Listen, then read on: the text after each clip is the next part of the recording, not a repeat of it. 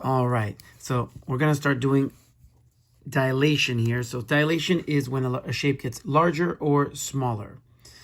You're creating a similar shape, so the size of the sides all change, but the angles all stay the same.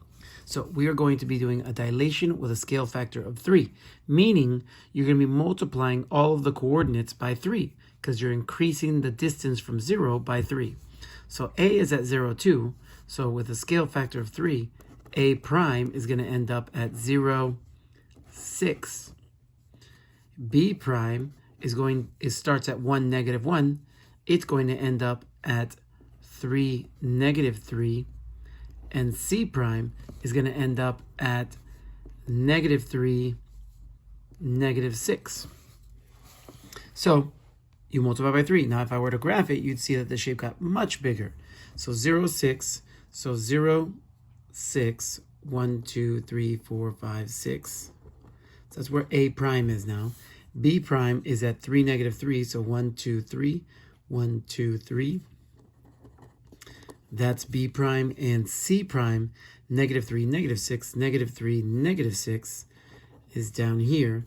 So now this is my new shape, increased by a scale factor of 3. Now, if you're always multiplying the scale factor, how do you shrink something? You can multiply it by a fraction to shrink it. So if I multiply by 1/2, it actually is the same thing as dividing by 2. So A is at 2, 2. A prime is going to be at 1, 1. B is at negative 2, 0. So that means B prime is going to be at negative 1, 0.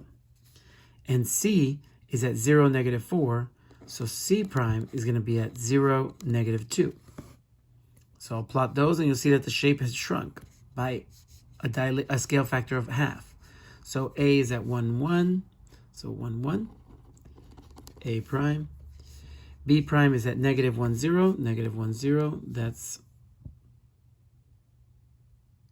negative 2, 0. Oh, this is B. And this one's C. Sorry. So negative 2, 0 turns into negative 1, 0. So this is B prime, and then C is at 0, negative 4, and that's going to be at 0, negative 2. 0, negative 2 is right here. So here's my new triangle that's similar but not congruent. All right, so let's go here now. So now we're trying to solve for x.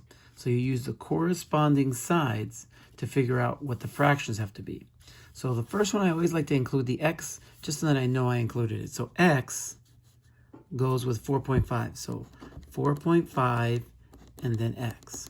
So I went left to right. Now I just have to pick another one that has 2 numbers, and I think it's going to be the 3 and the 2. So 3 and the 2. This is going to be cross multiply. So x times 3, easy. 3x.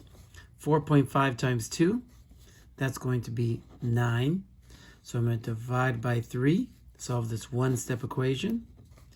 X equals 3. All right? Now, last thing we're going to talk about is scatter plots. It's a group of dots that sometimes have an association. Sometimes they have no association. But they're not in any kind of straight line per se. Now, if the information you get makes a shape like this, then that would be better thought of as a line graph. This one is more known as a scatter plot. Sometimes there's a positive association, sometimes there's a negative association, sometimes there's no association at all, like the one that you see here. Sometimes there's groups, sometimes there's outliers, but for right now, that's all you got to know. And that's it.